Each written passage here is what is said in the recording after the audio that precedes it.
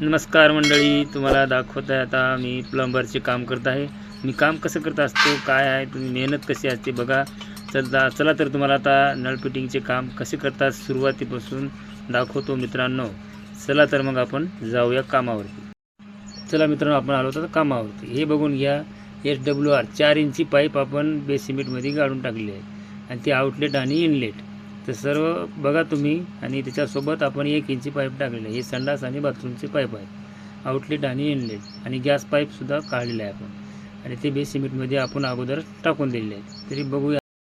तर मित्रांनो, आता हे स्लॅब संपल्याच्या बाद, बांधकाम झाल्याच्या बादची फिटिंग, नळ फिटिंग पूर्ण शॉवर वगैरे टोटल काढलेलं आहे।